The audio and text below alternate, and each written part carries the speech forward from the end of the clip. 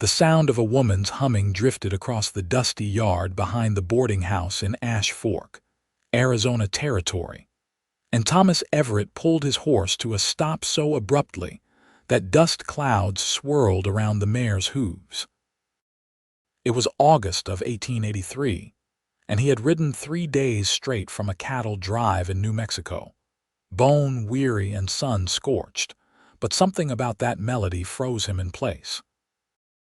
The tune was simple, nothing fancy, just a few notes repeated in a pattern that somehow managed to capture both contentment and loneliness all at once. He sat there on his horse, hat pulled low against the afternoon sun, watching a woman with auburn hair pinned loosely at her neck hang white sheets on a clothesline stretched between 2 weathered posts. She wore a pale blue dress that had seen better days, the fabric faded from too many washings, and her sleeves were rolled up to her elbows. Her movements were practiced and efficient as she bent to retrieve a wet sheet from the wicker basket at her feet, shook it out with a practiced snap, and draped it over the line. All the while, she hummed that haunting melody, completely unaware that she had an audience. Thomas found himself unable to look away. He had seen plenty of women in his 26 years, had even courted a few when he was younger, but something about this moment struck him as profoundly beautiful in a way he could not quite name. The woman pinned the last corner of the sheet and reached for another piece of laundry, this time a simple cotton nightgown. She was humming a different tune now, something that sounded like a hymn his mother used to sing when he was a boy back in Missouri before fever took her. The memory came sharp and unexpected, and Thomas felt his throat tighten.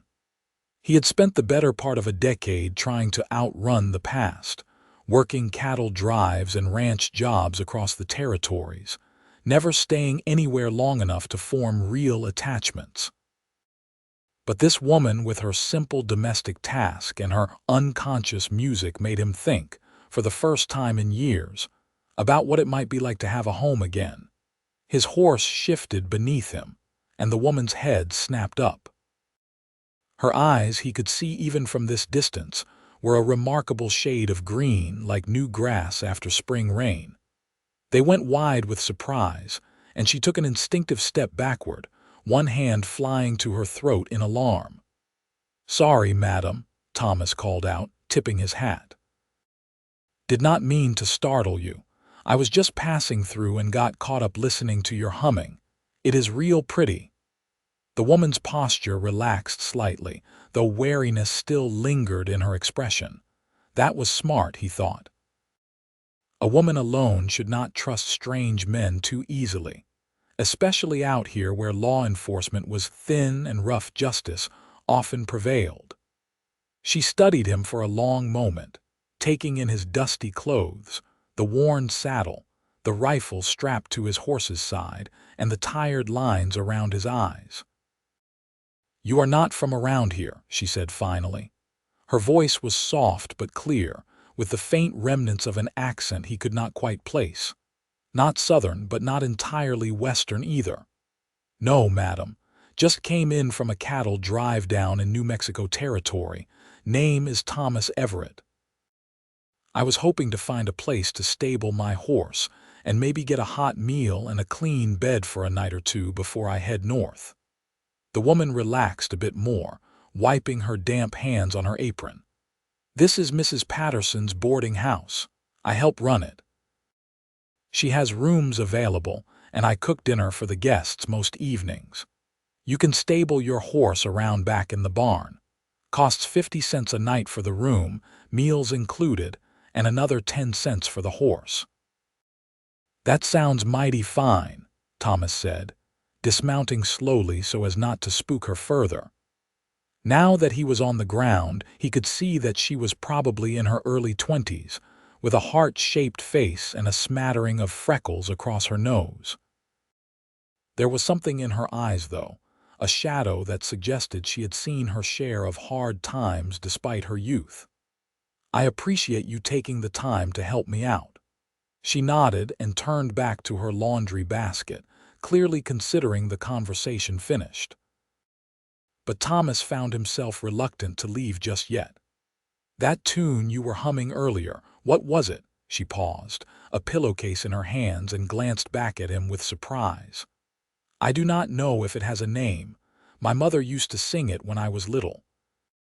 It is just something she made up, I think, or maybe something from the old country." "Where was that?" "The old country, Sweden," she said after a brief hesitation. "She came over when she was 16, met my father in Illinois, but that was a long time ago now." There was a finality in her tone that suggested this topic was also closed. Thomas took the hint and led his horse toward the barn she had indicated. But he looked back over his shoulder once and saw that she had returned to her humming, already lost in her own world again. Something in his chest tightened, a feeling he had not experienced in so long he had almost forgotten what to call it. Interest, attraction, maybe even the beginning of something more dangerous than either of those things. The barn was simple but well maintained, with 3 other horses already stabled in the stalls. Thomas took his time unsaddling his mare, brushing her down, and making sure she had fresh water and feed. The physical work felt good after 3 days of hard riding, giving his hands something to do while his mind wandered back to the woman hanging laundry. He wondered what her name was. He wondered what had brought her to Ash Fork, a dusty little railroad town in the middle of the Arizona Territory that most people only pass through on their way to somewhere else. He wondered if she was married, though he had not seen a ring on her finger and she had not mentioned a husband when she told him about the boarding house. When he finally made his way to the front of the boarding house, the sun was starting to sink toward the horizon, painting the sky in shades of orange and pink that turned the desert landscape into something almost otherworldly. The building itself was a 2-story wood-frame structure that had been painted white at some point, though the paint was now peeling in places. A wide porch wrapped around the front, with a few rocking chairs and a small table. It looked clean and respectable, exactly the kind of place a tired cowboy could rest easy for a night. He knocked on the door and was greeted by a woman in her 50s with silver-streaked brown hair and sharp blue eyes that assessed him in a single sweep. "You must be the man Sarah spoke to out back. Thomas Everett, is it?" "Yes, madam. Mrs. Patterson, I presume?" "That is right. Come on in. I will show you to a room." She stepped aside and gestured for him to enter. The interior of the boarding house was simple but clean, with polished wood floors and whitewashed walls. A staircase led to the second floor, and through an open doorway he could see a dining room with a long table set for 6. "We have supper at 6 o'clock sharp. You are welcome to wash up in your room first. There is a pitcher and basin. If you need hot water for a bath, you will have to wait until after supper. Sarah heats the water in the kitchen. Cold water will do fine for now, madam. I am just grateful for a roof over my head and a real bed." Mrs. Patterson led him upstairs and showed him to a small but tidy room with a narrow bed, a dresser, and a window that looked out over the main street of Ash Fork. It was not much, but it was clean and the bed looked soft, and that was all Thomas really needed. He paid for 2 nights up front, figuring he could use the extra day to rest and maybe do some asking around about work. He had saved up a fair amount from the cattle drive, but money did not last forever, and he would need another job soon. After Mrs. Patterson left him alone, Thomas stripped off his dusty shirt and poured water from the pitcher into the basin. The water was cool and felt like heaven on his sun-burned skin as he washed his face, neck, and arms. He was reaching for a towel when he heard that humming again, drifting up through the open window. He moved closer and looked down to see Sarah, her name still feeling strange and new in his mind, returning to the clothesline to gather the now dry sheets. She was still humming that same melody, the one she said her mother had taught her, and in the golden light of the setting sun, she looked like something out of a painting. Thomas stood there watching her for longer than he should have, feeling like a fool but unable to tear himself away. There was something about the scene that spoke to a part of him he had thought long dead. The simple domesticity of it, the peace in her movements, the way her humming floated on the evening air. It reminded him of a life he had once imagined for himself before the world had taught him that dreams were dangerous things to hold on to. Supper that evening was a hearty affair of beef stew with vegetables, fresh baked bread, and apple pie for dessert. The other guests at the boarding house were a mix of travelers and more permanent residents.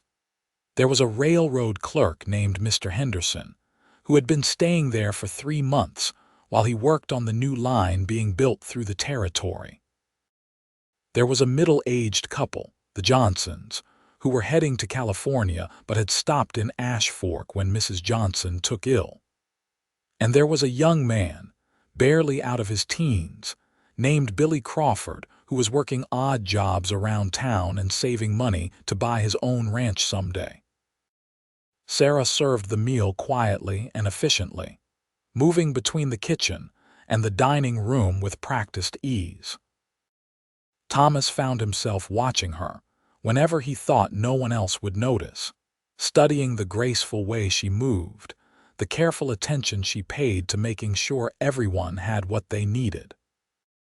She barely spoke except to ask if anyone wanted seconds or if the food was to their liking, and she did not sit down to eat with them, but instead took her meal in the kitchen with Mrs. Patterson. After supper, the other guests dispersed to their various activities. Mr. Henderson retired to his room with a stack of papers. The Johnsons went for a short walk in the cooling evening air, Mrs. Johnson leaning heavily on her husband's arm. Billy Crawford headed off to the saloon down the street. Thomas found himself alone on the front porch, sitting in one of the rocking chairs and watching the stars come out one by one over the desert. The front door opened and Sarah emerged, carrying a cup of coffee. She startled slightly when she saw him, clearly not expecting anyone to still be outside. "Sorry," Thomas said quickly. "I can go if you want some privacy." "No, it is all right," Sarah said, though she sounded uncertain. She hesitated for a moment, then moved to the porch railing and leaned against it, looking out at the street rather than at him. "It is a nice evening." "It is," Thomas agreed. "Cooler than it was this afternoon." They fell into silence, but it was not entirely uncomfortable. Thomas sipped the coffee he had brought out with him and tried to think of something to say that would not sound foolish or forward. He wanted to hear her voice again, wanted to learn more about her, but he was out of practice with this kind of thing. "You said your mother came from Sweden," he finally ventured. "Is she still there? In Illinois, I mean." Sarah's shoulders tensed, and for a moment Thomas thought he had overstepped, but then she shook her head slowly. "No, she passed when I was 15, cholera outbreak, took my father and my younger brother too." "I am sorry," Thomas said, and he meant it. "I lost my mother when I was young too. To fever. It is a hard thing." Sarah nodded but did not say anything more. Thomas watched her profile in the dim light from the window, noting the way her jaw tightened and the way she blinked a little too quickly. He had the sense that she did not talk about her family often, that she kept that pain locked away somewhere deep where it could not hurt her quite so much. "So you came west after that?" he asked gently. "Eventually." "I stayed with an aunt in Chicago for a few years, worked in a shop. But she died last year and I decided I wanted to see something different, so I came out here. Mrs. Patterson needed help running the boarding house and I needed work. It has been a good arrangement. Do you like it? Ash Fork." Sarah finally looked at him, and in the faint light he could see the hint of a smile on her lips. "It is not Chicago, but it is not Illinois either, and that is what I wanted. Something different. somewhere I could start over without everyone knowing my whole history. Thomas understood that impulse better than she probably realized. I have been moving around for years trying to outrun my own history, he admitted. Not sure it works the way we hope it will, but I keep trying anyway. What are you running from? Sarah asked, and there was genuine curiosity in her voice now, the guardedness easing just slightly. Thomas considered the question. He could give her a surface answer, something vague and dismissive that would protect them both from real intimacy. But something about this woman, about this moment, made him want to be honest for once. From the war, mostly. From what I did during it and what it did to me. I was only 15 when it ended, but I saw things no one should see, did things I am not proud of. After my unit disbanded, I just kept moving, trying to find a place where the memories would not follow me. And have you found it? Sarah asked softly. No, Thomas said. But I am starting to think maybe the place does not matter as much as the people in it. Sarah looked at him for a long moment, something shifting in her expression. Then she straightened up from the railing and wrapped her arms around herself, despite the lingering warmth of the evening. I should go in. Mrs. Patterson will be wondering where I got to. Early start tomorrow with the washing and the cooking. Sarah, Thomas said, and she paused with her hand on the door handle. Thank you. For talking with me, I mean. It has been a long time since I had a real conversation with anyone. She gave him a small, genuine smile then, the first one he had seen from her. It transformed her face, lighting up her eyes and softening the shadows he had glimpsed there earlier. Good night, Mr. Everett. Thomas, he corrected gently. Please. Good night, Thomas. After she had gone inside, Thomas sat on the porch for a long while, his coffee growing cold in his hands. The desert night was full of sounds, the distant howl of a coyote, the creak of the boarding house settling, the soft murmur of voices from the saloon down the street. But what he kept hearing in his mind was Sarah's humming, that simple melody that had stopped him in his tracks earlier in the day. He had the strangest feeling that his life had just changed in some fundamental way, though he could not have explained exactly how or why. The next morning, Thomas woke to the smell of coffee and bacon wafting up from the kitchen. He dressed quickly and made his way downstairs, where he found the dining room table already set for breakfast. Sarah was moving between the kitchen and dining room again, this time carrying platters of scrambled eggs, bacon, and fried potatoes. She acknowledged him with a brief nod as he took his seat, but she did not linger to talk. After breakfast, Thomas decided to walk around Ash Fork and get a sense of the town. It was not large by any means, just a main street with a general store, a saloon, a telegraph office, a blacksmith, and a few other businesses clustered around the railroad depot. The surrounding landscape was harsh and beautiful in equal measure, all red rock and scrubby vegetation baking under a relentless sun. Mountains rose in the distance, purple shadows against the pale sky. He stopped at the general store and asked the proprietor, a heavy-set man with mutton-chop sideburns, if anyone in the area was hiring ranch hands or drovers. The man, who introduced himself as Mr. Simmons, considered the question while weighing out a pound of flour for a customer. Well now, that depends. Most of the ranches around here are small operations, family-run, but there is a man named Jack Thornton who has a spread about 10 miles north of town. He runs cattle and horses both, and I heard he was looking for someone with experience to help with a big horse sale coming up. You might ride out and see if he is still hiring. Thomas thanked him for the information and decided he would do just that the following morning. For the rest of the day, he occupied himself with small tasks, getting his horse reshod at the blacksmith, buying some new supplies at the general store, writing a letter to an old friend from his army days who had settled in Texas. It felt strange to have nothing urgent to do, no cattle to move or fences to mend, and he was not entirely sure he liked the feeling. Staying still had never been his strong suit. That afternoon, he returned to the boarding house and found Sarah in the side yard again, this time tending a small vegetable garden that struggled valiantly against the dry climate. She was on her knees in the dirt, pulling weeds with fierce determination, and once again she was humming. This time the tune was different, something livelier and more cheerful than the melodies he had heard before. "Looks like hard work," Thomas said, approaching carefully so he would not startle her. Sarah sat back on her heels and wiped sweat from her forehead with the back of her hand, leaving a smudge of dirt behind. "Everything is hard work out here," she said, but there was no complaint in her tone, just matter-of-fact acceptance. "But Mrs. Patterson likes having fresh vegetables when we can manage it, and I like working with the plants. It reminds me of home." "May I help?" Thomas asked. The offer surprised him as much as it seemed to surprise Sarah. He was not in the habit of volunteering for more work, especially not garden work, but he found he genuinely wanted to spend more time in her presence. Sarah looked at him with skepticism. "You want to help weed a vegetable garden. You do not strike me as the gardening type." "I have done all kinds of work over the years," Thomas said with a shrug.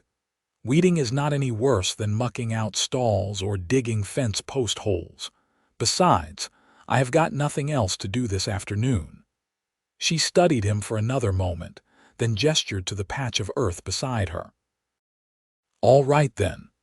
Pull anything that is not a tomato plant, a bean plant, or a squash vine, and be careful not to damage the roots of the good plants." Thomas knelt beside her and set to work. The earth was hard-packed and dry, and the weeds had tough roots that did not want to let go. His hands, calloused as they were from years of manual labor, still managed to get scratched and dirty within minutes. But he did not mind. There was something satisfying about the simple physical task, and something even more satisfying about working alongside Sarah in companionable silence broken only by her occasional humming. After a while, she spoke. "You said yesterday that you fought in the war. Which side?" It was a dangerous question in the West, where old loyalties still ran deep and men had been killed for giving the wrong answer. But Thomas sensed that Sarah was not asking out of political interest, but genuine curiosity about who he was. "Union," he said. "Joined up with my father when I was 13, lied about my age. He died at Gettysburg. I kept fighting after that because I did not know what else to do and because it felt like I owed it to him to finish what we started." "That is young to see war," Sarah said softly.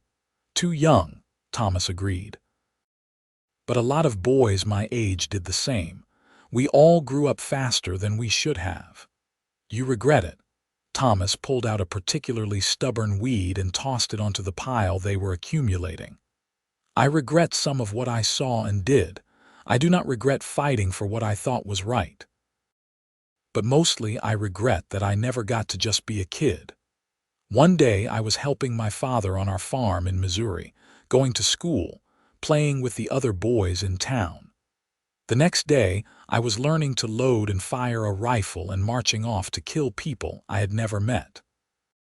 Sarah was quiet for a moment, her hands stilling in the dirt. "I understand that feeling," she said finally. "Not about war, but about childhood ending too soon.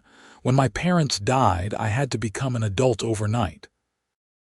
I was responsible for settling their debts, for figuring out what to do with the house and the shop my father owned, for dealing with my aunt who did not really want me but felt obligated to take me in.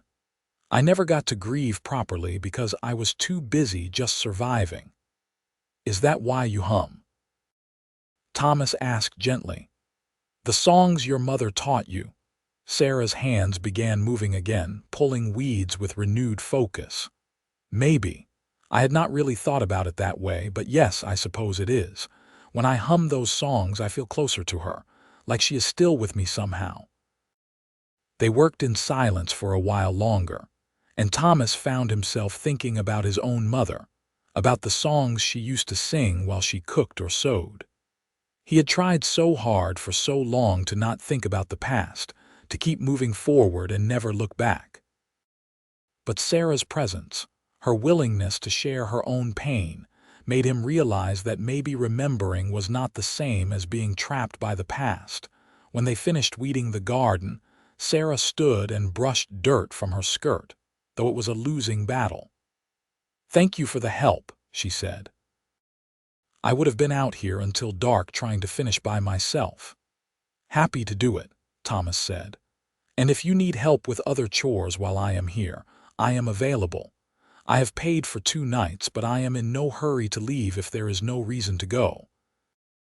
Sarah looked at him with an expression he could not quite read. "Mr. Simmons mentioned you were asking about work. Did you find anything?" "Maybe. There is a rancher north of town who might be hiring. I am going to ride out tomorrow and see."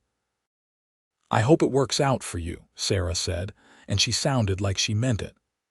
"But if it does not, you should know that Mrs. Patterson has been talking about hiring someone to do repairs around the boarding house. The roof needs patching, the barn door is coming off its hinges, things like that. It would not be full-time work, but it might tide you over until you find something else." Thomas felt a flicker of hope that surprised him with its intensity. "I will keep that in mind. Thank you." That evening at supper, Thomas found himself more aware of Sarah's presence than ever. The way she moved through the room, the way she smiled slightly when Mrs. Patterson complimented her cooking, the way she tucked a stray strand of hair behind her ear. He was acutely conscious that he was in danger of developing real feelings for this woman, and the realization both excited and terrified him. He had spent so long keeping himself at a distance from others, never letting anyone get too close, that the prospect of opening himself up to potential hurt felt like standing at the edge of a cliff. After supper, he went out to the porch again, and again Sarah eventually joined him. This time, she brought 2 cups of coffee, one of which she handed to him before settling into the rocking chair beside his. They sat in comfortable silence for a while, watching the last light fade from the sky. "Tell me something about yourself that has nothing to do with war or death or loss," Sarah said suddenly. "Something good from before everything went wrong." Thomas thought about it, reaching back through the years to memories he had not accessed in a long time. "I had a dog when I was a boy," he said slowly. "A big mutt named Rufus. He was the ugliest dog you ever saw, all different colors and shapes that did not quite fit together right. But he was loyal and brave, and he loved me unconditionally. My father brought him home one day from town, said someone was going to shoot him because he was eating chickens, but my father traded a jug of whiskey for him instead. Rufus slept at the foot of my bed every night and followed me everywhere during the day. When we marched off to war, I had to leave him with a neighbor. I never found out what happened to him after that. I bet he lived a long, happy life," Sarah said softly, "and I bet he never forgot you." "Maybe," Thomas said, his throat tight with unexpected emotion. "What about you? Give me a good memory." Sarah rocked gently in her chair, a small smile playing at the corners of her mouth. "My father used to take me to the lake in summer. We would wake up before dawn and take a rowboat out to the middle of the water, and we would fish until the sun was high. He taught me how to bait a hook and cast a line and clean the fish we caught. My mother always complained about the smell when we came home, but she was happy to cook what we brought. Those mornings on the lake, just the 2 of us in the quiet before the world woke up, those were the best times of my life." "You must be a good fisher then," Thomas said. "I was. I do not know if I still am. I have not been fishing since he died." Maybe you should try again sometime. I bet it would feel good. Sarah looked at him, and in the growing darkness her eyes were luminous. Maybe I will, if I can find the right fishing companion. There was something weighted in that statement, something that made Thomas's heart beat faster. But before he could respond, Mrs. Patterson opened the front door and called for Sarah, needing help with something in the kitchen. Sarah rose reluctantly, murmured good night, and disappeared inside. Thomas sat alone in the darkness for a long time after that, thinking about fishing and dogs and songs hummed while hanging laundry. He was falling for Sarah Peterson. There was no point in denying it. The question was what he was going to do about it. The next morning, Thomas rode north out of Ash Fork toward Jack Thornton's ranch. The landscape was spectacular in the early morning light, all red and gold and purple shadows. He passed through scrubland and rocky terrain, following directions Mr. Simmons had given him. After about an hour, he reached a wooden gate with a sign that read Thornton Ranch, and turned onto a long dirt road that led to a cluster of buildings in the distance. Jack Thornton turned out to be a man in his 50s with iron-gray hair and a weathered face that suggested a lifetime spent outdoors. He was working a young horse in a corral when Thomas rode up, and he finished what he was doing before acknowledging his visitor. "Help you with something?" Thornton called out, leading the horse to the gate. "Yes, sir. My name is Thomas Everett. I heard in town you might be looking for someone to help with a horse sale." Thornton looked him over with a practiced eye. "You know horses." "I know cattle better, but I have worked with horses plenty. Breaking, training, shoeing if needed. Did some horse wrangling on a ranch in Colorado a few years back. Can you work with green broke animals? Get them ready for buyers?" "Yes, sir." Thornton nodded slowly. "I've got about 20 horses I need ready for a sale in 6 weeks. Mix of quarter horses and mustangs I bought from a breaker down south. They are mostly saddle broke, but they need polish, need to be worked every day so they are showing well. I would pay $40 a month plus room and board.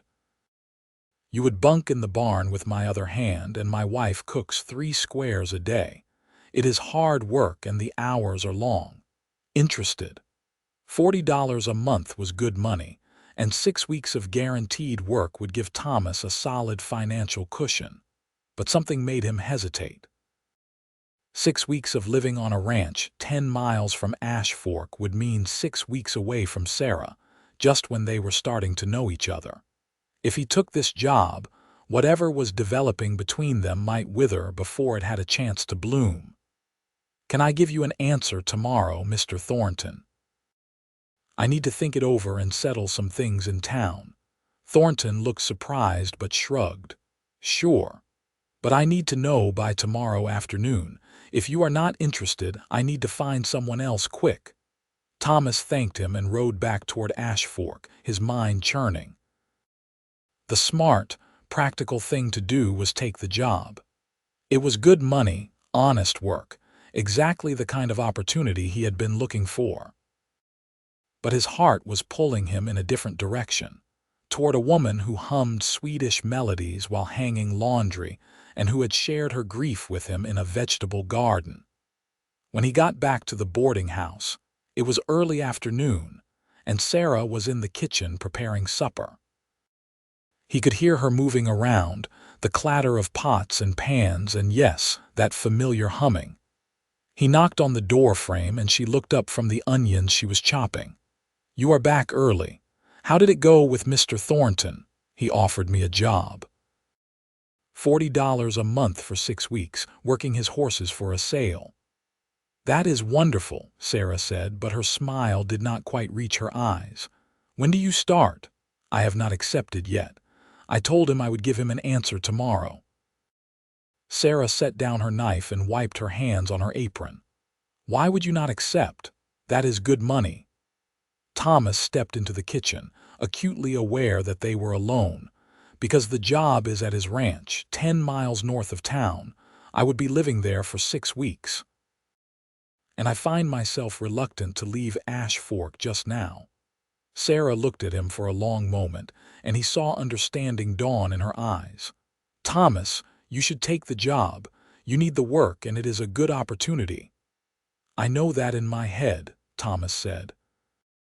"But my heart is telling me something different." "Your heart is going to lead you into trouble," Sarah said, but her voice had gone soft. "Maybe," Thomas agreed. "But I have spent years listening to my head, doing the practical thing, never letting myself want anything beyond the next job and the next town. I am tired of living that way, Sarah. You make me want to stay somewhere for once. You make me want to build something instead of always moving on." Sarah's eyes were bright and she blinked rapidly. "You barely know me." "I know enough. I know that you are kind and strong and that you have survived losing everything. I know that when you hum, it is the most beautiful sound I have ever heard. I know that working beside you in the garden yesterday felt more right than anything has felt in years." He took a step closer. "I know I am probably moving too fast and saying things I should keep to myself, but I am not good at this, Sarah. I do not know how to do this carefully. All I know is that I do not want to leave." Sarah was quiet for so long that Thomas thought he had ruined everything with his honesty. But then she crossed the space between them and did something that shocked him. She reached out and took his hand, her fingers slipping into his. Her hand was small and work-roughened, and it fit perfectly. "I do not want you to leave either," she whispered. "But I do not want to be the reason you pass up good work. What if you stay and then resent me for it later?" "That would never happen," Thomas said with certainty. "Sarah, I have been drifting for over a decade. I am ready to stop. I am ready to try building a life somewhere, and I would like to try building it here with you if you will let me." A tear slipped down Sarah's cheek, but she was smiling. "You are moving very fast, Thomas Everett. I know. But I am 26 years old and I feel like I have wasted too much time already. If I have learned anything, it is that life is short and uncertain, and when something feels right, you should hold on to it." Sarah squeezed his hand. "Mrs. Patterson really does need someone to do repairs around here. It would not pay as much as Mr. Thornton's job, but it would be something. And you could stay here at the boarding house." "That sounds perfect," Thomas said. They stood there in the kitchen, hands clasped, and Thomas felt something in his chest that he eventually recognized as hope.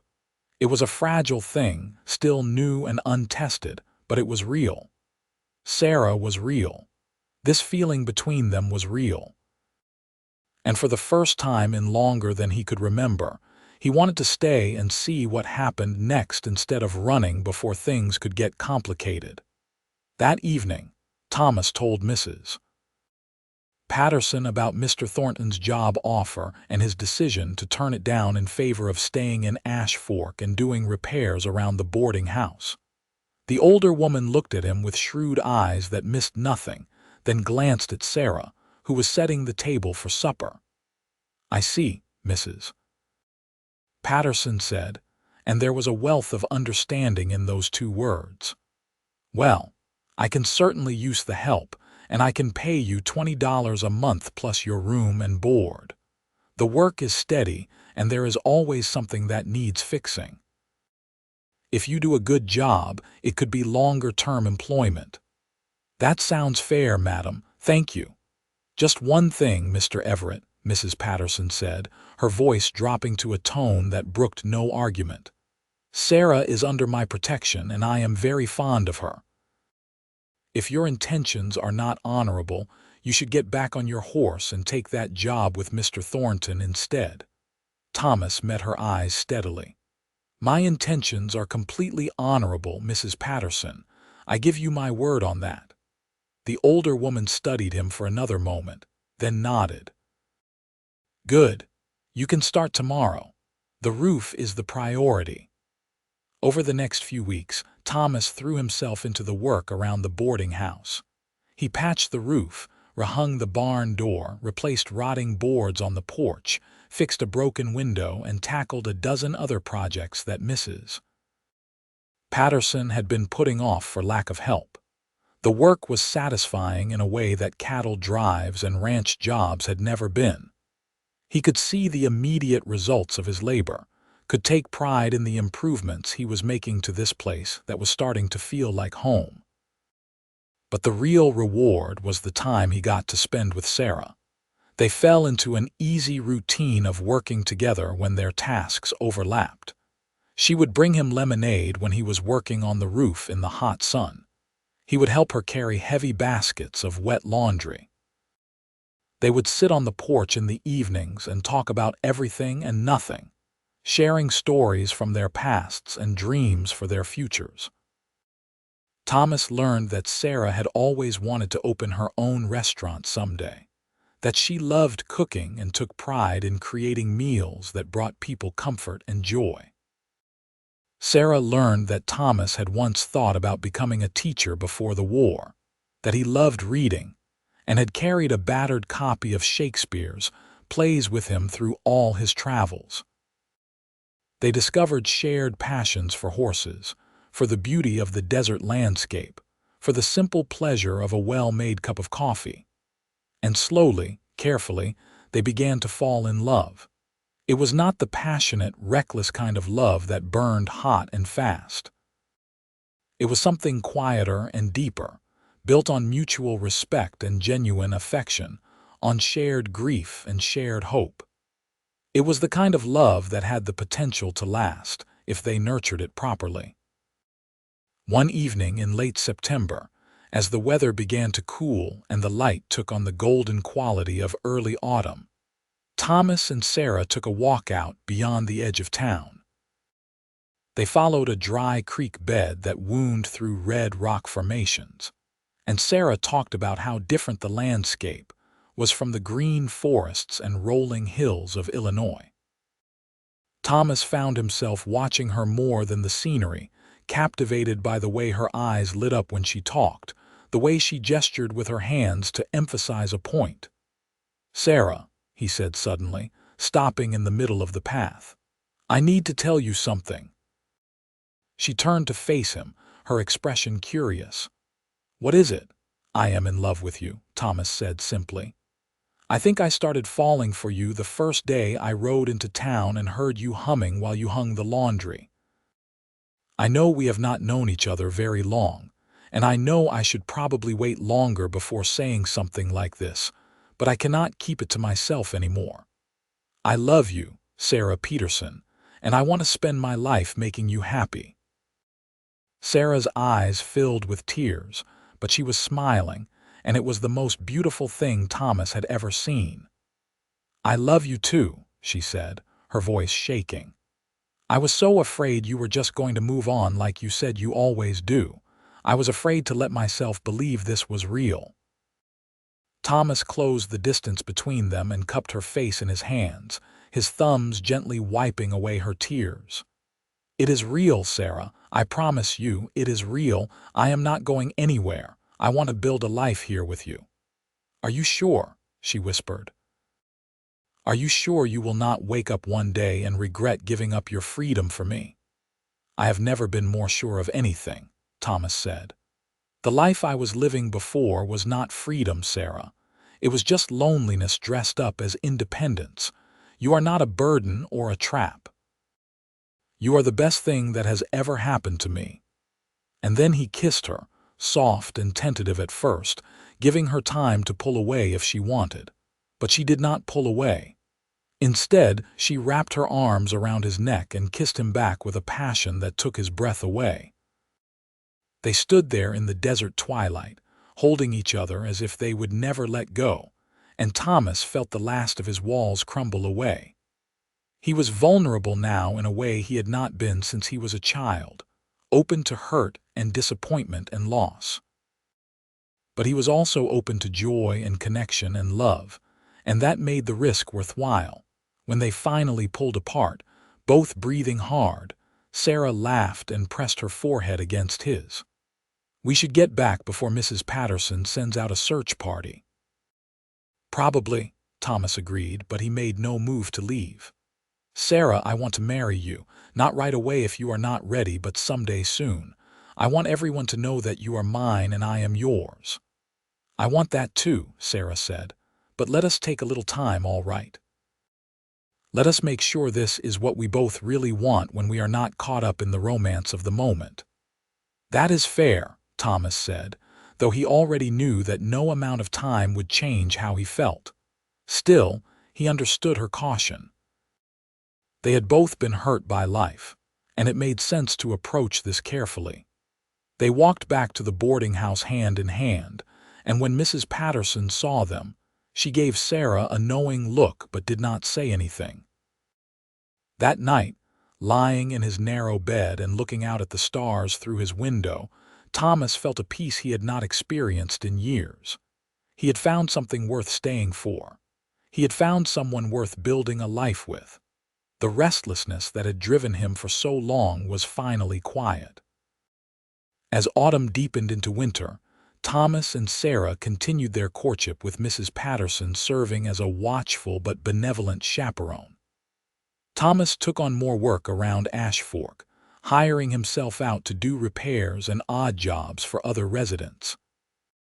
He was building a reputation as a reliable, skilled worker, and the money was steady if not spectacular. Sarah continued to run the boarding house kitchen with Mrs. Patterson, and her cooking became so well regarded that people who were not even staying at the boarding house would sometimes come by hoping to buy a meal. In November, Thomas rode into the nearby town of Flagstaff and used most of his savings to buy a simple gold band. It was not fancy, but it was well made and he thought Sarah would like it. He carried it in his pocket for 2 weeks, waiting for the right moment. That moment came on a clear December morning when he found Sarah hanging laundry again, humming that same Swedish melody that had first captured his heart. The sight of her there, doing such an ordinary task with such unconscious grace, filled him with so much love he thought his heart might burst. "Sarah," he called softly, and she turned with a smile that lit up her whole face. "Good morning. I thought you were working on the fence today." "I am, but I wanted to talk to you first." He walked over to her and took both of her hands in his, the clean white sheet between them on the line flapping gently in the breeze. "We have been courting for 4 months now. I know that is not a long time by some standards, but it is long enough for me to be absolutely certain of what I want. I want you, Sarah. I want to marry you and spend the rest of my life with you. I want to have children with you and grow old with you. I want to hear you hum those songs every day for the next 50 years. Sarah's eyes were already welling with tears as he pulled the ring from his pocket and held it up. "It is not much, but it is the best I could afford. Will you marry me, Sarah Peterson?" "Yes," Sarah said without hesitation. "Yes, Thomas, I will marry you." Thomas slipped the ring onto her finger and it fit perfectly. Then he picked her up and spun her around, both of them laughing like children. When he set her down, he kissed her thoroughly, not caring that they were in full view of anyone who might be looking out the boarding house windows. "When?" Sarah asked when they finally came up for air. "When should we get married?" "Tomorrow if you want," Thomas said. "But I am guessing you would like a little time to plan." Sarah laughed. "Just a little. How about Christmas Day? That is 3 weeks away. It would give us time to arrange things, and it seems like a good day for a new beginning." "Christmas Day sounds perfect," Thomas agreed. They went inside to tell Mrs. Patterson, who cried and hugged them both and immediately began making plans for a small wedding celebration. Word spread quickly through Ash Fork, and the residents of the small town, many of whom had grown fond of the quiet cowboy and the kind woman who cooked at the boarding house, rallied to help with preparations. The next 3 weeks passed in a blur of activity. Sarah sewed herself a simple but lovely dress of cream-colored wool. Thomas bought a new suit and got his hair cut. Mrs. Patterson arranged for the ceremony to be held in the small church at the edge of town and organized a reception to be held afterward at the boarding house. The other women in town contributed food and decorations. Mr. Simmons donated a case of champagne from his store. It was a community effort, and Thomas was moved by how quickly these people had welcomed him and made him feel like he belonged. On Christmas morning, 1883, Thomas Everett and Sarah Peterson were married in front of about 30 people, including Mrs. Patterson, Mr. Simmons, the other boarding house residents, and various townspeople who had become friends. The ceremony was simple and heartfelt.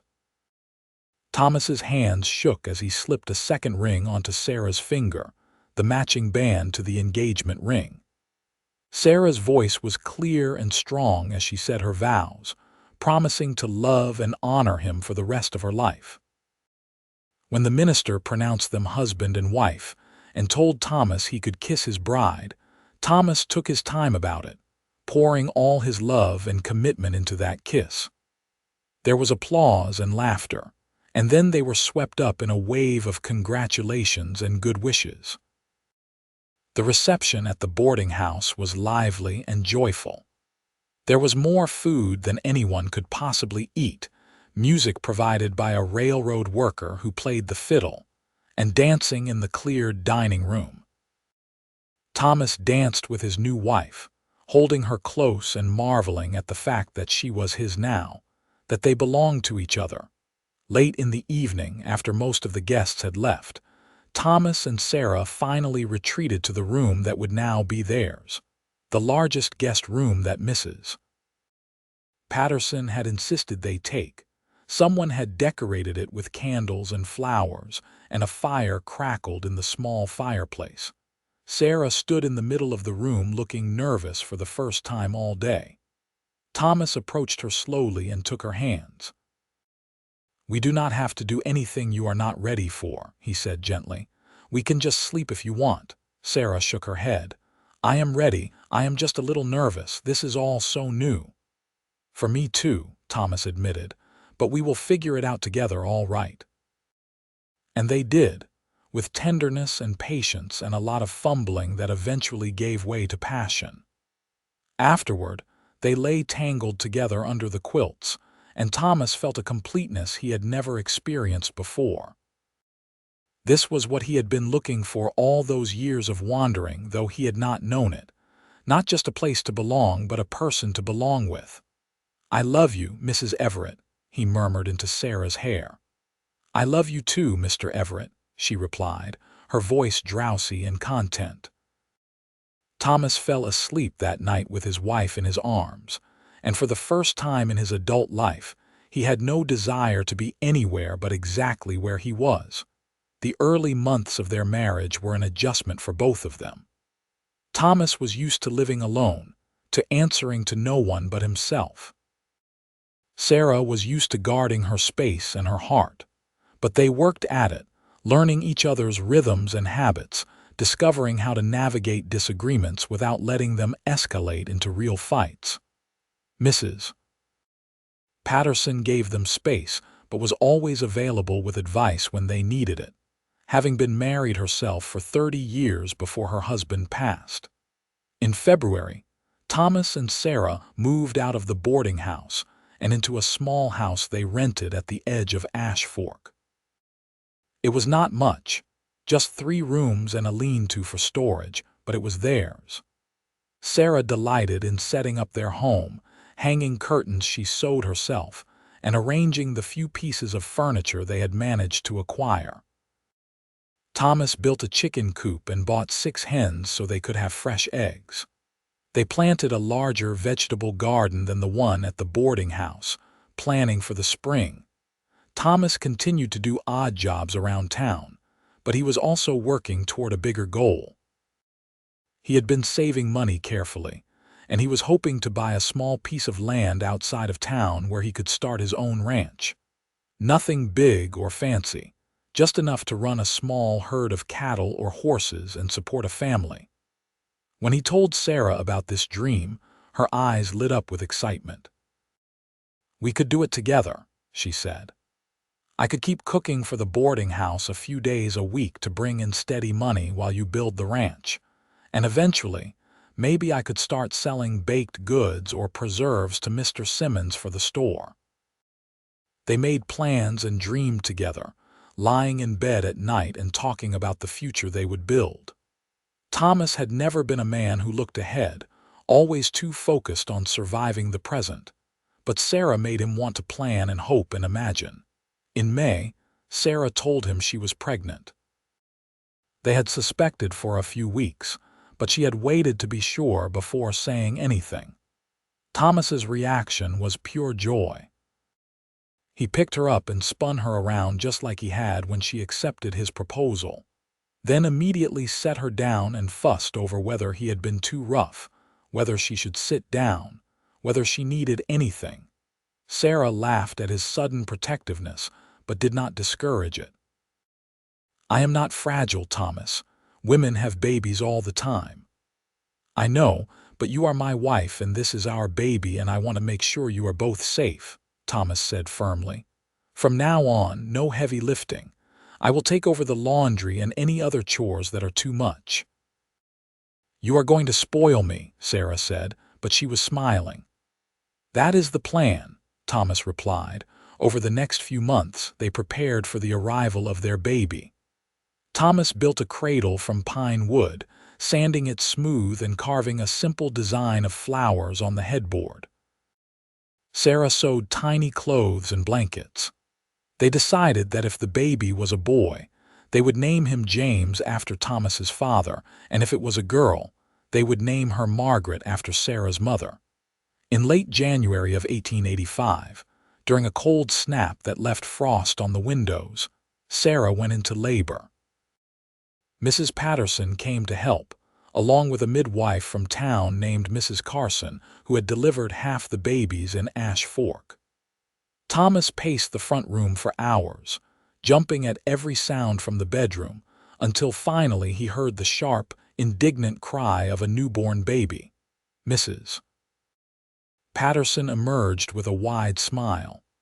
"You have a son, Thomas, a healthy baby boy," and Sarah did wonderfully. Thomas rushed into the bedroom and found Sarah propped up against the pillows, exhausted but radiant, holding a tiny bundle wrapped in one of the blankets she had made. She looked up at him with tears streaming down her face. "Look at him, Thomas. Look at our son."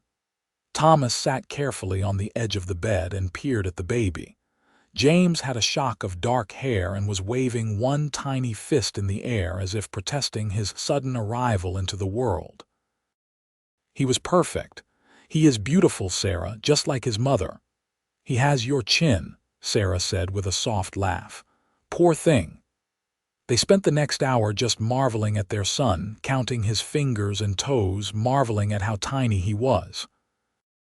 Thomas had never felt anything like the overwhelming love and protectiveness that surged through him as he held James for the first time. This was his child, his son, a new life that he and Sarah had created together. It was terrifying and miraculous all at once.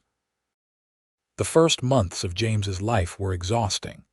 He was a fussy baby who did not sleep well, and both Thomas and Sarah spent many nights walking him around the house, trying to soothe his cries. But even in their exhaustion, they found moments of pure joy. The first time James smiled at them. The day he discovered his hands and spent an hour staring at his fingers in fascination. The way he would calm immediately when Sarah hummed those Swedish melodies to him. During this time, Thomas continued to save money and look for land. In the spring of 1885, an opportunity finally presented itself.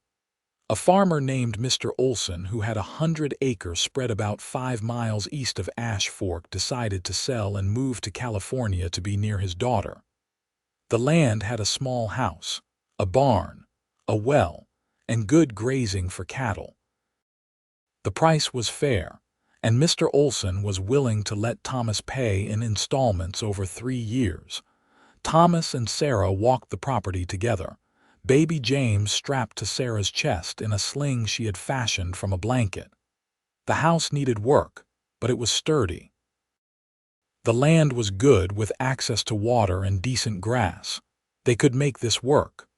"What do you think?" Thomas asked, watching Sarah's face carefully.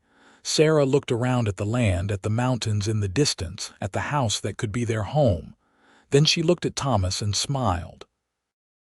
"I think we should do it. I think we should build our life here." They shook hands with Mr. Olson that very day, and by the end of the week, the papers were signed. Thomas and Sarah Everett were landowners, ranchers, people with a permanent place in the world. The next few years were the hardest work Thomas had ever done, but also the most satisfying. He repaired and improved the house, building on an extra room so James would not have to sleep in their bedroom forever. He built new fences and corrals. He bought a small herd of cattle with money he borrowed from the bank and spent long days tending them. Sarah maintained her vegetable garden, now much larger, and started selling her preserves and baked goods through Mr. Simmons's store. The extra income helped, and her products became popular with people traveling through on the railroad. Through it all, Sarah hummed. While she cooked, while she tended the garden, while she hung laundry on the clothesline Thomas had built behind their house. It was the soundtrack of their life together, those simple melodies that had first drawn Thomas to her. Sometimes, when he was out working on the far edge of their property, he could still hear her humming carrying on the breeze, and it always made him smile. In 1887, Sarah announced she was pregnant again. Thomas was overjoyed but also more nervous this time, having learned how hard pregnancy and childbirth could be. But Sarah sailed through this pregnancy with much less difficulty than the first, and in early 1888 she gave birth to their second child, a daughter they named Margaret. Margaret was a calm, easy baby, the complete opposite of her fussy older brother. She slept well, rarely cried, and seemed to observe the world around her with serious dark eyes. James, now 3 years old, was fascinated by his baby sister and wanted to help with everything, though his help was sometimes more hindrance than assistance. As their family grew, so did their ranch.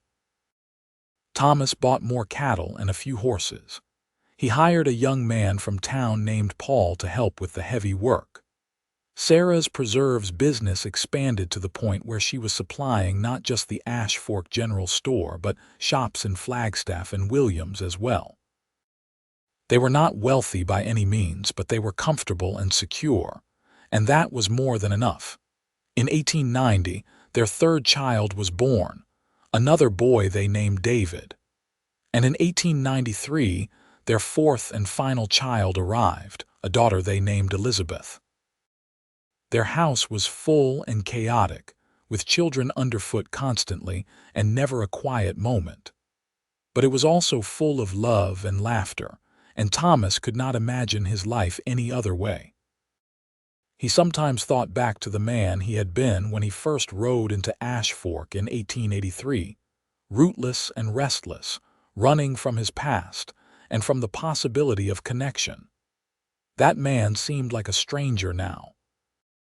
The life he had built with Sarah, the family they had created, the land they had made productive through hard work and determination, all of it had transformed him into someone he actually liked. He was a husband, a father, a rancher, a member of a community. He had purpose and meaning beyond just surviving from one day to the next, and it had all started with the sound of a woman humming while hanging laundry. One evening in the summer of 1895, Thomas and Sarah sat on the porch of their house watching the sun set over the desert. The children were finally in bed after much protest, the chores were done, and for a few precious moments they had peace and quiet. Sarah was mending one of James's shirts, and Thomas was working on a broken bridle, but mostly they were just enjoying being together. "You ever regret it?" Sarah asked suddenly. Giving up your freedom for all of this? Thomas looked at her in surprise. Where is that coming from? Sarah shrugged, not meeting his eyes. I do not know. Sometimes I worry that you feel trapped. You used to travel all over, see new places, have adventures. Now you are stuck on a ranch with a wife and 4 children and a mortgage to pay. Thomas set down the bridle and moved closer to her on the porch swing they had built the previous year. He took the mending from her hands and set it aside, then tilted her face up to look at him. Sarah Everett, you listen to me. I have never felt trapped, not for one single day of our marriage. This life we have built, this family, this ranch, this is not a cage. It is everything I ever wanted but did not know how to want. You gave me a home, Sarah. You gave me a reason to stop running. I am not stuck here. I am exactly where I choose to be. Sarah's eyes were bright with unshed tears. I love you, Thomas. I love you too, more than I could ever put into words. He kissed her softly, then pulled back with a smile.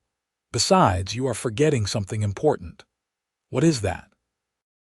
I still get to have adventures. Just last week I had to chase down that steer that broke through the fence, and yesterday David somehow managed to get himself stuck in a tree. Life with you and the children is never boring. I can promise you that. Sarah laughed and leaned against his shoulder. That is true enough. They sat in comfortable silence for a while, and then Sarah started humming, that same Swedish melody that had captured Thomas's heart 12 years earlier. He closed his eyes and listened, feeling the deep contentment that came from knowing he was loved and had people to love in return. Teach me the words, Thomas said suddenly. To that song. I have been listening to you hum it for years, but I do not know if there are words. Sarah looked up at him in surprise. There are words, but they are in Swedish. I am not sure I remember all of them anymore. Teach me what you remember. So Sarah did, singing softly in a language Thomas did not understand, but that sounded beautiful in her voice. He listened carefully, trying to memorize the foreign syllables. When she finished, she translated for him. It is about home, she said. About finding a place where you belong and the people who make that place special. My mother used to sing it when she was feeling homesick for Sweden, but also when she was happy to be where she was. It was her way of saying that home is not a place, it is the people you love. That is perfect, Thomas said. It is exactly what I feel about this place, about you and the children. As the years passed, Thomas and Sarah's ranch prospered. Their children grew up healthy and strong, learning the value of hard work and the importance of family. James inherited his father's skill with horses and became an excellent rider and trainer. Margaret was quiet and studious, always with her nose in a book when she should have been doing chores. David was adventurous and mischievous, constantly getting into scrapes that gave his parents gray hairs.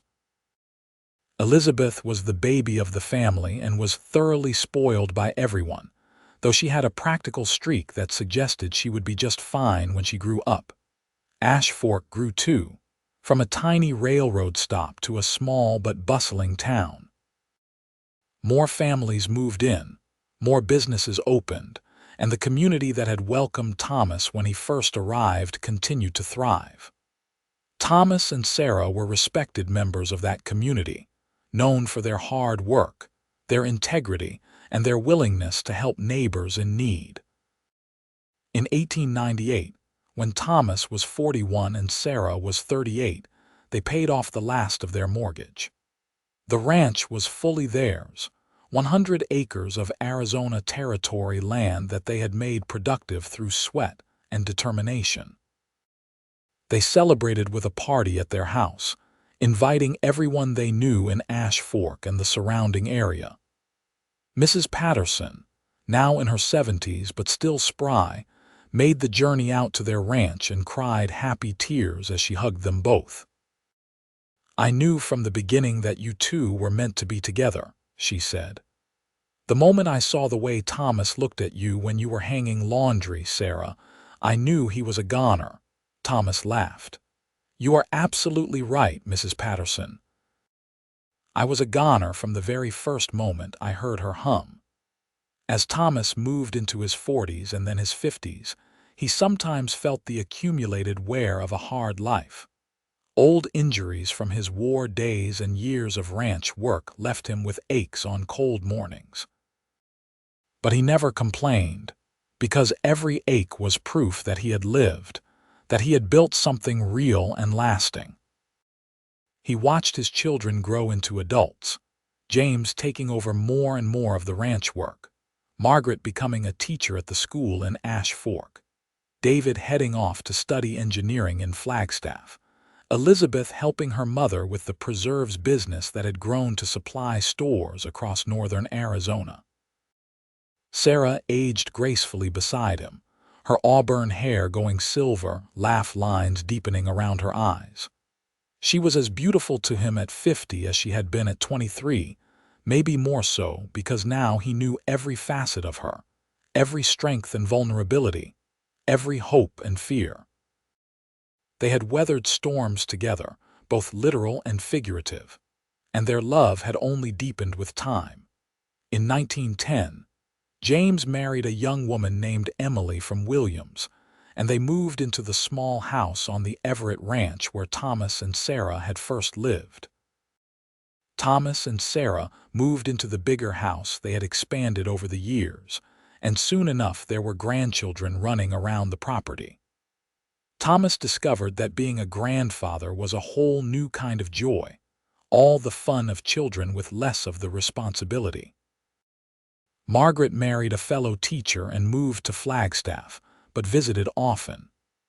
David, after finishing his engineering degree, got a job with the railroad and traveled all over the Southwest, though he always came home for Christmas. Elizabeth married a rancher from a neighboring property, and she and her husband bought land adjacent to the Everett Ranch, effectively doubling the family holdings. As Thomas entered his 60s, he gradually turned over most of the ranch work to James and his sons, though he still insisted on doing small tasks here and there. He could not quite give it up entirely, the land that he had worked so hard to make productive. Sarah finally retired from the preserves business, handing it off to Elizabeth, and spent her time tending her flower garden and doting on her grandchildren. On a warm summer evening in 1920, Thomas and Sarah sat on their porch, much as they had done thousands of times before.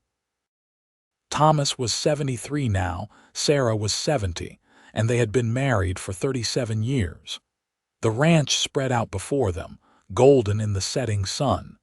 They could see James in the distance, working with one of the horses.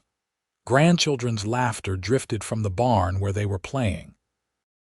"Do you remember the day we met?" Sarah asked, reaching over to take Thomas's hand. Her grip was not as strong as it once was, but it was still warm and familiar. "Every detail," Thomas said. "You were hanging laundry and humming, and I thought I had never heard anything so beautiful in my life." "I was so startled when I realized someone was watching me," Sarah said with a laugh. "I almost ran inside." "I am glad you did not," Thomas said. "That moment changed my entire life. I had been wandering for so long, and then I heard you humming, and suddenly I knew I had found what I was looking for." Sarah squeezed his hand. "I am glad you stayed. I am glad you chose me." "I will always choose you," Thomas said, "in this life and whatever comes after." "You are my home, Sarah Everett."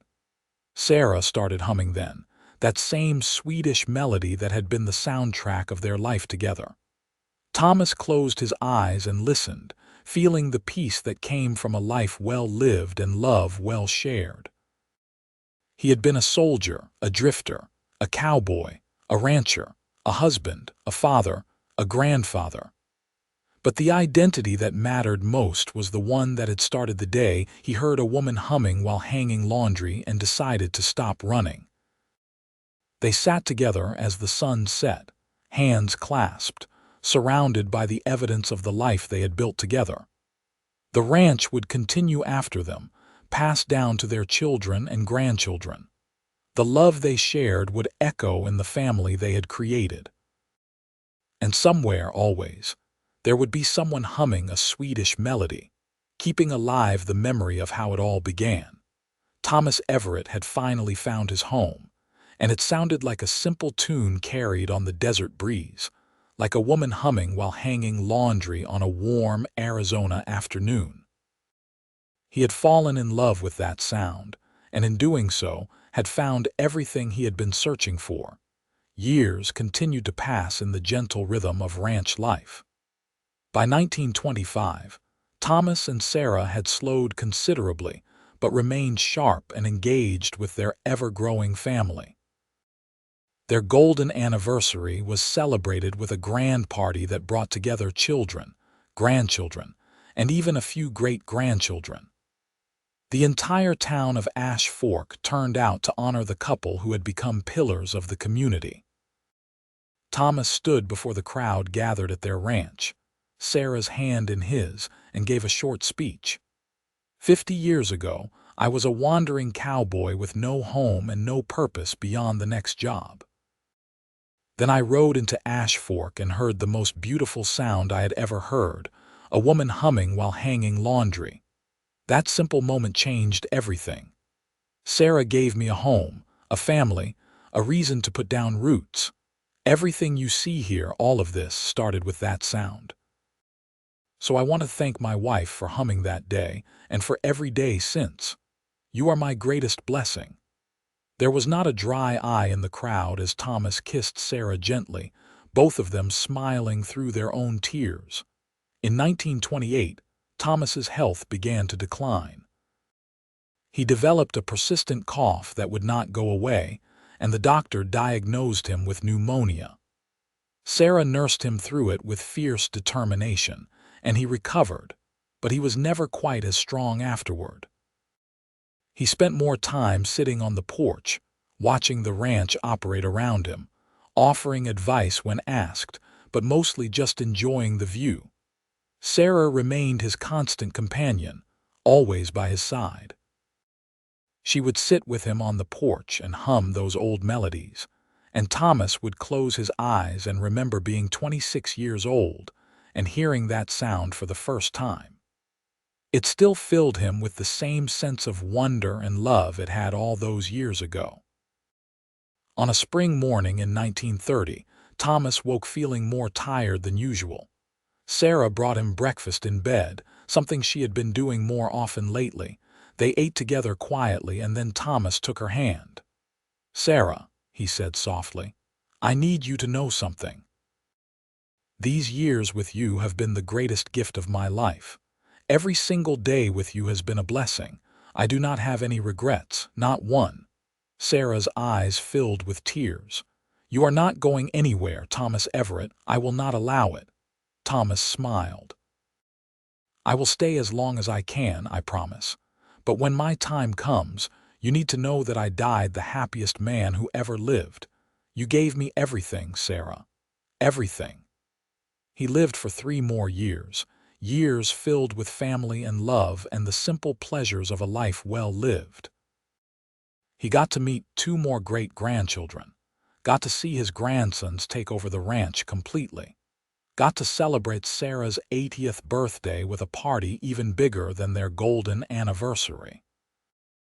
On a quiet evening in August of 1933, with Sarah sitting beside him on their bed and holding his hand, Thomas Everett passed away peacefully at the age of 76. His last words were, "I hear you humming, Sarah. It is still the most beautiful sound in the world." Sarah lived another 8 years, staying in the ranch house surrounded by her children and grandchildren. She continued to tend her flower garden and to hum those Swedish melodies her mother had taught her so long ago. When people asked her about Thomas, she always smiled and said the same thing. "He was the best man I ever knew. He chose love over fear, home over wandering, and he never regretted it for a moment. I was blessed beyond measure to be his wife." Sarah Peterson Everett passed away peacefully in her sleep in 1941 at the age of 88, surrounded by the family she and Thomas had created. At her funeral, her grandchildren sang the Swedish song she had hummed throughout her life, the one about home and the people who make it special. It was their way of honoring both her and the extraordinary love story that had begun with a simple sound. The Everett Ranch continued to thrive for generations, passed down through the family Thomas and Sarah had built together. And sometimes, on quiet evenings when the wind was just right, people working on the ranch swore they could hear humming carried on the breeze, a reminder of the woman who had worked that land and the cowboy who had fallen in love with her simple song. It was a story that became part of Ash Fork's history, told and retold to new generations. The story of how a wandering cowboy heard a woman humming while hanging laundry and decided to stop running. The story of how that simple moment led to a love that lasted a lifetime and created a legacy that would endure for generations. It was proof that sometimes the most extraordinary things come from the most ordinary moments, and that true love, when nurtured and cherished, can transform everything. Thomas and Sarah Everett were buried side by side in the small cemetery outside Ash Fork, their graves marked with simple headstones that bore their names, dates, and a single line that captured the essence of their story. Here lies Thomas Everett, who found his home in a simple song, and Sarah Everett, who sang it for him every day. And if you visited that cemetery on a quiet afternoon and listened very carefully, some people claimed you could still hear humming, faint and sweet, carried on the Arizona wind.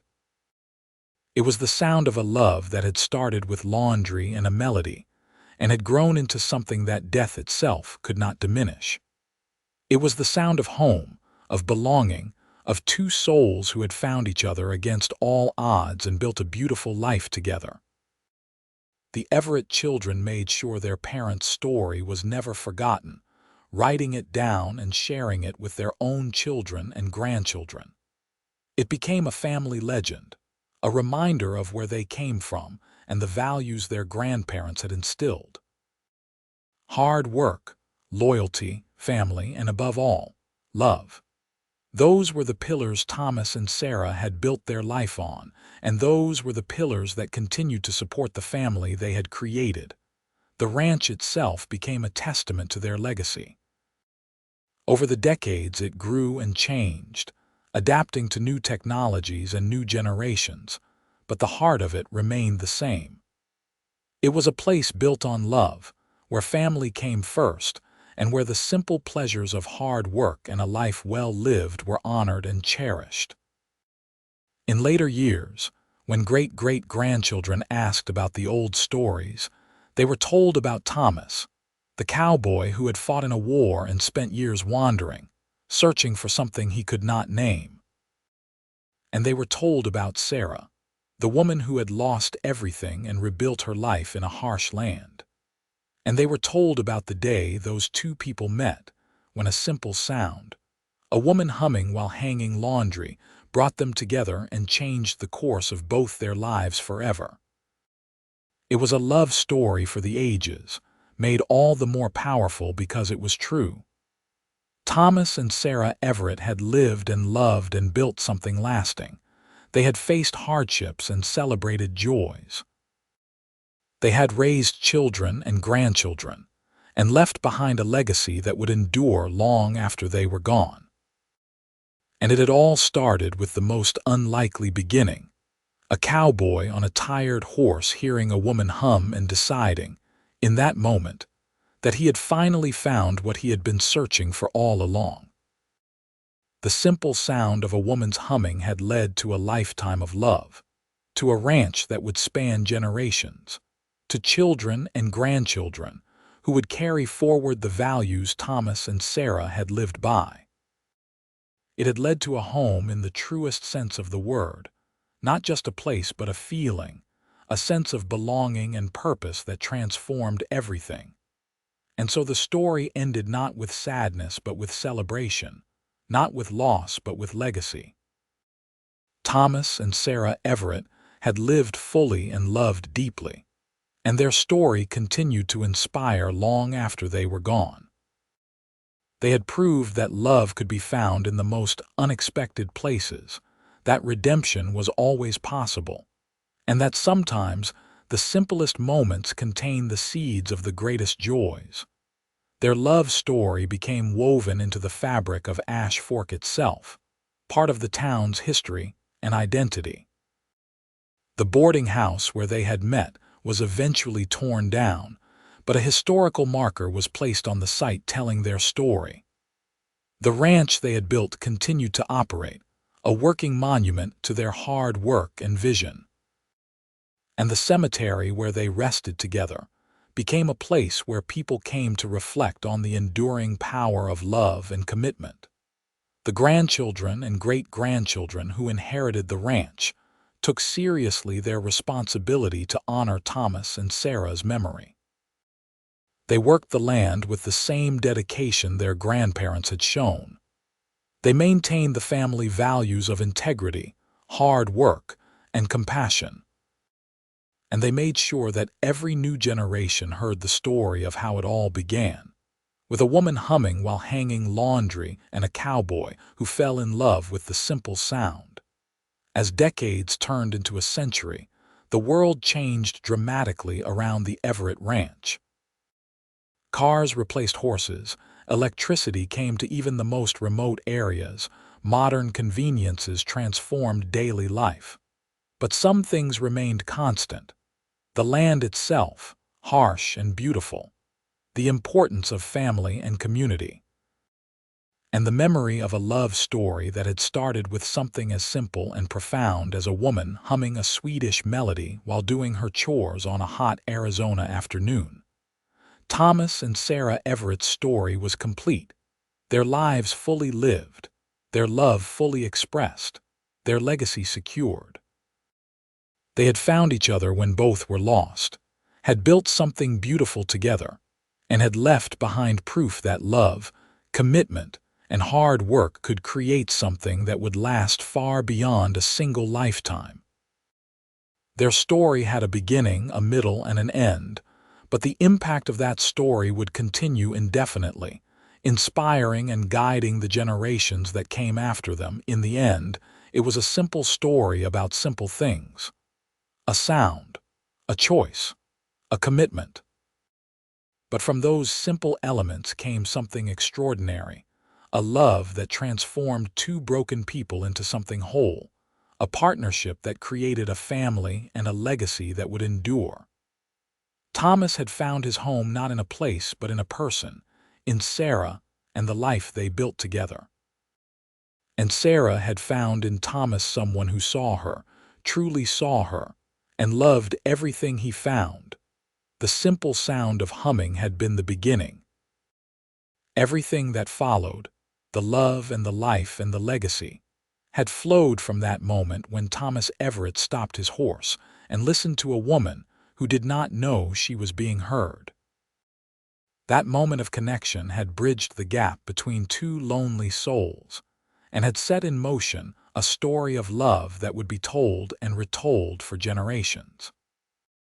And so, with their children thriving, their grandchildren continuing their work, their great-grandchildren carrying their memory, and their great-great-grandchildren beginning to hear the stories of where they came from, Thomas and Sarah Everett's story reached its true conclusion. Not an ending, but a continuation in the lives of those they had touched and the legacy they had left behind. They had lived, they had loved, and they had left the world better than they found it. What more could anyone ask for in life? Their story was complete, their love immortalized, their legacy assured. The end.